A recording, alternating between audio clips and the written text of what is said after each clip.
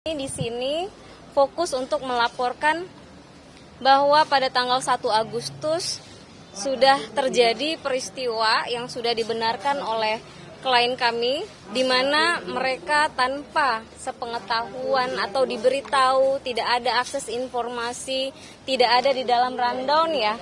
Bahkan para provincial director juga tidak dikasih tahu akan dilakukan body checking. Mungkin seperti berita-berita yang selama beberapa hari ini beredar luas di masyarakat, kami sampaikan bahwa itu memang terjadi kepada terutama klien kami hari ini. Ya, nanti terkait korban-korban yang lain akan menjelaskan lagi bagaimana dan apa saja yang dialami oleh mereka. Jadi body checking ini tidak pernah ada di rundown acara. Tiba-tiba mereka dihadapkan seolah-olah ditodong harus melakukan body checking dengan cukup membuat klien kami ini terpukul, merasa martabatnya dihinakan. Ajang kompetisi yang seharusnya meninggikan value manusia ya, meninggikan value perempuan terutama, tetapi justru diperlakukan seperti objek ya. Sehingga hari ini alhamdulillah sudah diterima laporan kami ya di SPKT tadi terkait dengan adanya dugaan tindak pidana, tindak kekerasan seksual. Beberapa pimpinan dari perusahaan yang menyelenggarakan Miss Universe ini mundur, dan beberapa katanya juga diwakili oleh Melissa, terutama Direktur Visual Rio Motret. Benar, Mel? Kalau saya mewakili tentu tidak benar. Oh, yang persisnya seperti apa kalau begitu? Jadi kami mendengar juga dalam beberapa hari setelah kami huru-hara terkait dengan pelecehan ini, kami mendengar banyak petinggi dari Miss Universe Indonesia yang keluar. Dalam benak kami tentu berarti ada sesuatu yang salah. Tapi bukan berarti yang keluar ini berarti dia yang salah gitu logikanya. Nah kemudian kami mengetahui bahwa ada komunikasi kan ya tentunya dari Provincial Director dengan Rio Motret yang salah satu petinggi yang keluar itu, di mana memang kontraknya sudah selesai, dan kami melihat juga banyak berita-berita yang wartawan yang bertanya kepada kami apakah memang mereka terlibat. Nah tentu karena kami sudah mendengar daripada korban siapa-siapa yang ada di lapangan, kami tidak melihat ada keterlibatan dari orang-orang yang keluar ini. Sehingga ketika kami akan melangsungkan press conference, mereka juga ingin meluruskan bahwa mengapa pada saat foto dihapus atau klarifikasi video dari si perusahaan melalui COO-nya yang sebagai orang yang melakukan body checking mereka ada, itu memang ada beberapa permintaan langsung dari provincial director untuk mereka, karena selama ini dari provincial director Mbak Seli, Mbak Rizky itu bisa berkomunikasinya setelah diserahkan ke pusat hanya dengan orang-orang ini, hanya dengan Koryo, dengan Ko Eldun. Ketika komplain juga mereka yang langsung menanggapi, karena kan minta tolong dong anak-anak foto dicek, karena pada khawatir semua takutnya beredar dan lain sebagainya. Oh, gitu. Oke. Apakah? Tapi saya tidak mendampingi sih. Ya, jadi Melissa confirm pagi hari ini bahwa hanya mendampingi para korban yang sampai sekarang kurang lebih ada 7 korban dan mungkin saja bertambah. Mel, sedikit lagi bahwa dengan ada mundurnya para petinggi seperti ini dari pihak Melissa karena akan mendampingi korban, ada rencana bisa bertemu dengan para petinggi ini untuk memperjelas kasus ini dari sisi yang mungkin diperlukan untuk mendampingi para korban secara hukum, Melissa? Terhadap yang sudah keluar atau yang masih berada di MUID? Yang sudah keluar terutama, karena ingin tahu begitu seperti apa sebenarnya, dan mungkin mereka keluar juga karena ketidaksukaan karena proses ini terjadi. Itu dugaan saya, Melissa. Iya. Tadinya saya juga berasumsi seperti itu, dan ternyata benar setelah saya bertemu, karena kan mereka ingin mengklarifikasi.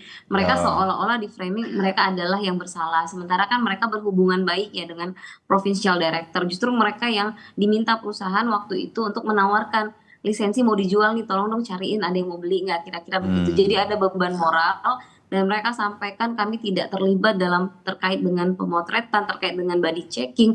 Bahkan mantan CEO yang kemarin keluar ini juga menyampaikan, sepengetahuan saya tidak pernah ada di dalam agenda. Itu membuat kami semakin jelas bahwa ada hal-hal yang tidak seluruh orang-orang di dalam MUID ini memahami agendanya, bahkan berubah-ubah ya agenda itu, kurang proper atau bisa dilihat mereka ini karena memang baru pertama kali nih mereka menyelenggarakan ajang kecantikan di bawah naungan Miss Universe ini baru tahun pertama. Karena sebelumnya kan di yayasan yang sebelumnya begitu Mas. Ya, oke. Ini ada penyelenggara baru begitu.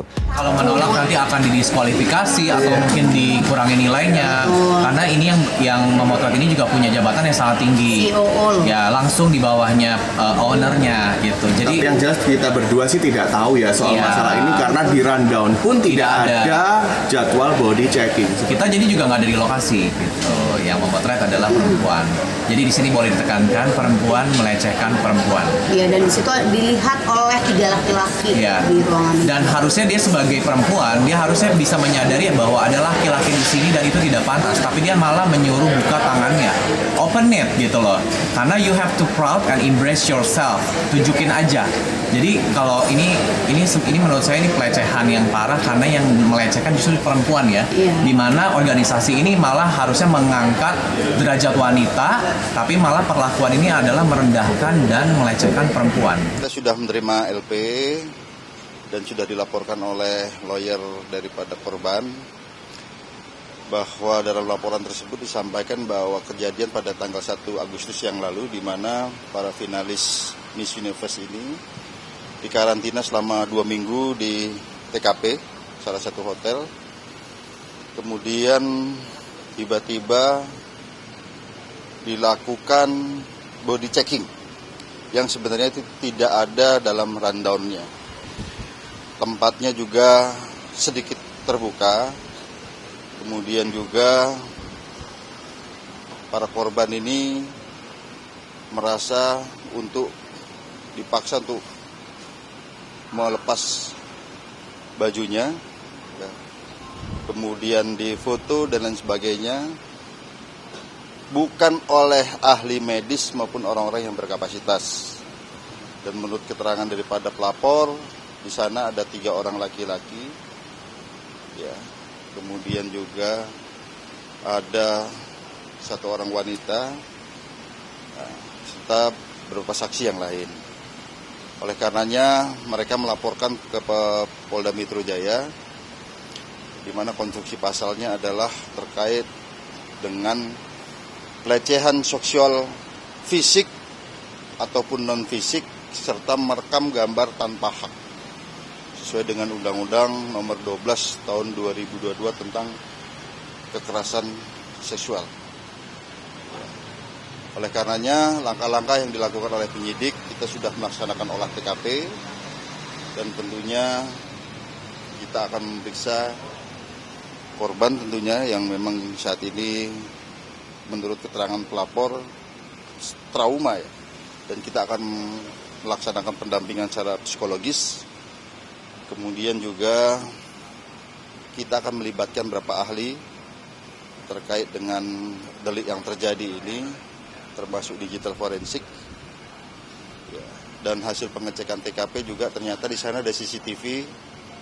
Walaupun CCTV menurut keterangan daripada panitia ataupun pelapor bahwa CCTV dalam keadaan mati. Kita akan cek. Ya, kita akan cek. Oleh karenanya dalam waktu dekat kita akan periksa korban dulu. Kemudian pelapor kita akan periksa. Apabila ini memenuhi delik ataupun perbuatan pidana, tentunya akan kita tindak lanjuti sampai menemukan siapa tersangka. Miss Universe ini masih berlangsung dan kita hormati proses hukumnya, kita tentunya evaluasi dan kita lakukan konsultasi karena kita yakin bahwa semuanya niatnya baik. Tapi mungkin dalam penyelenggaraan dalam SOP sama seperti kita menyelenggarakan tadi di Lamongan ada Ya dan Yu, di Jakarta ada Abang dan None. Ini kuncinya di eksekusi di lapangan yang harus berkearifan lokal. Kita harus gunakan koridor hukum dan juga norma-norma yang diterima oleh adat istiadat bangsa kita. Itu Pak Menteri, jika terbukti bersalah apa sih sanksinya Pak? tentunya ada sanksi hukum. Jadi sanksi hukum itu nanti aparat penegak hukum, tapi dari kami akan evaluasi karena perizinannya itu melalui proses yang juga direkomendasi oleh baik Dinas Pariwisata setempat, Dinas Ekonomi Kreatif setempat, sampai juga di level kementerian tergantung dari tingkatan besaran kegiatan. Untuk dari Miss Universe-nya sudah ada yang dipanggil belum ke Kemenkraf, Parekraf? Sekarang karena proses hukumnya sudah berjalan, maka proses hukum yang harus kita hormati. Tapi kita sudah menyiapkan tim khusus untuk memonitor dan mengevaluasi. Karena kita ingin tidak berulang dan berpotensi pariwisata kita sama ekonomi kreatif kita ini lagi bagus-bagusnya. Jangan sampai kita berpotensi untuk mencoreng tradisi atau merusak reputasi kita.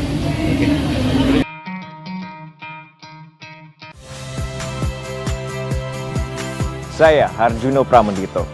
Saksikan program-program Kompas TV melalui siaran digital, pay TV, dan media streaming lainnya. Kompas TV, independen, terpercaya.